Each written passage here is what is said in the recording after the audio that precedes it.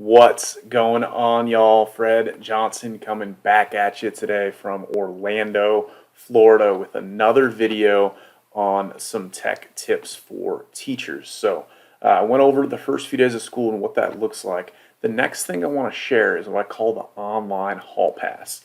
And I created this after 1 year. I had a student who would repeatedly ask to go to the bathroom every single day.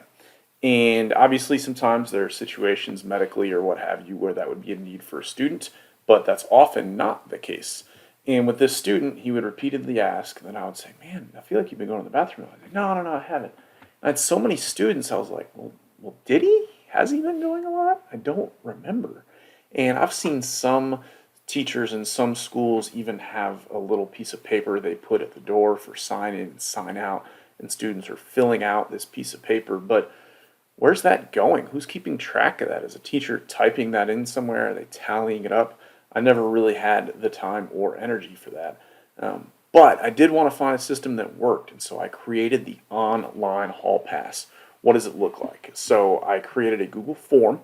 So to create one, simply go to New and go to Google Forms from your Google Drive, or you can go to forms.google.com. Either way, you'll end up at the same place. Once you're there, you're going to start creating your Google form. So I'll give it a name, and I'll call it the Hall Pass Request. I used to call it a restroom pass, but students are going other places as well. And I would do a different one per quarter, tell them they can reset by quarter. So I'll say quarter one. I never like to leave it untitled form, so click it and it'll automatically give it the name here. And then I can add a description if I'd like and format my text as I choose. First question is always first name. And I always separate first and last name because it makes it easier for me when I get the responses, especially if students put it in incorrectly. And I'm going to require this question. Students cannot submit unless they put their first name. I'm going to duplicate this question because the next question is almost exactly the same. It's going to be last name. And the next question is going to be period. What period are you in? This applies to your middle and high school classes. Elementary wouldn't need it. And I'll do a multiple choice and simply first, second through however many periods you have. You can press enter to quickly go from one to the next. Now I've got 1 through 7. You can add other if you have some sort of after school or homeroom or something like that. You can add pictures as options if you're working with younger ones that maybe aren't readers. And then the next option is going to be, what is your destination? And in here, I'm going to put a few possible options of where they might be going. Restroom. Maybe they're going to the media center or the library. Maybe they're going to the guidance office. Maybe they're going to the college and career center if you have one of those. Maybe they're going to the school nurse. And I don't know where else they're going, so I put other here, and they can list that. And then the last question I'm going to add. Now, if they're going to the restroom, they're done. But what I am going to do here is I'm going to click on this little snowman. First, I'm going to make it required. I'm going to click on this little snowman, and I'm going to choose the option that says go to section based on answer. Because if they're going somewhere else, I want to know what the purpose of their trip is to see if it's legit or not. So first, I'm going to add another section. So I'm going to click on this add section option. And this second section will have a question. And that question, we'll just call it section 2 to name the section. And this question will be, what is the purpose of your trip? This will be a short answer question, and it'll be required as well. So if they choose an option that's not the restroom, obviously they're going to the restroom, hopefully. But if they're going somewhere else, why are you going to the media center? What do you need? Is it something that can wait? Something that needs to be done now? Guidance, a lot of times they require an appointment, so I might need to follow up with them if they have that. Same with college and career, nurse. In my experience, a lot of students will say they're going to the nurse, and then maybe they don't. So if they say they're going to the nurse here, they don't have to give me tons of details of why, but hey, I got a headache, need some water, need to go take my medicine, whatever it is. But this way I can follow up with the nurse. Hey, did that student go? If there's any question about whether they made it or not. So I'm going to come back to the what is your destination question. I'm going to click the drop down menu. I'm I'm going to click Go to Section based on the answer. So if they clicked that they're going to the restroom, boom, they're done. Submit form.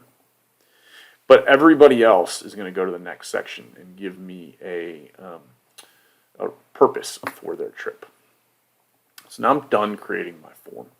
Another thing that I'll always do is go to Settings and choose to collect email addresses. So in the defaults, I'm clicking collect email addresses. That way, if there's any question of if somebody filled that form out for them, it gives me the email address connected to the account they're using.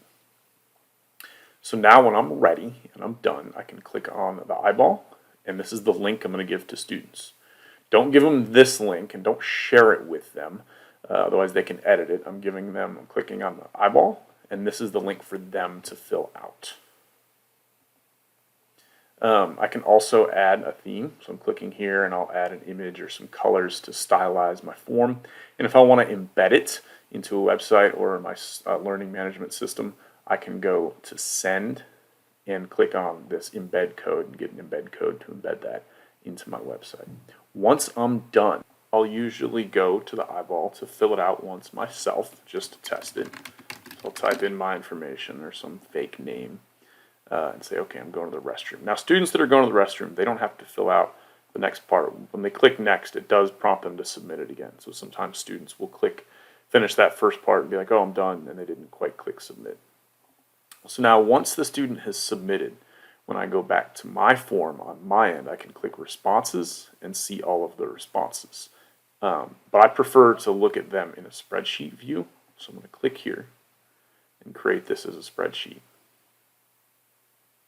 And I'm going to end up favoriting this, so I'm keeping this open on my screen at all time. And immediately I've got a timestamp and a list of my students, what period, where they're going, and what the purpose of their trip was.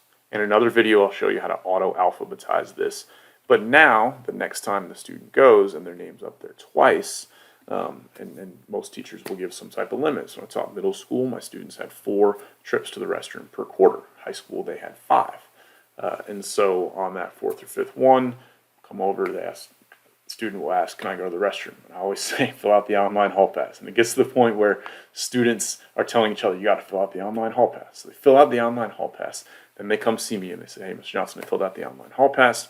Whatever restrictions you have, certain times when you're not doing direct teaching, all right, you can go. I've got this already up on my screen.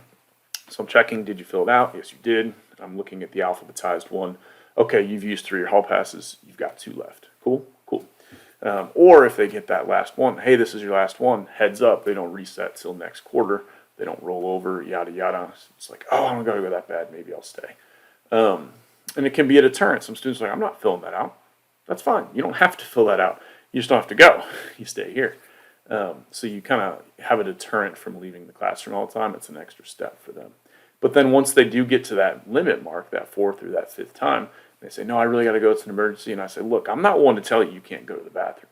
But if you need to go and exceed your hall passes, I am going to have to contact home and send an email to the deans or the principal or the guidance counselor, whoever, and just let them know, hey, you've been out of class a significant amount of times. Look at all these dates and times you've been out of class.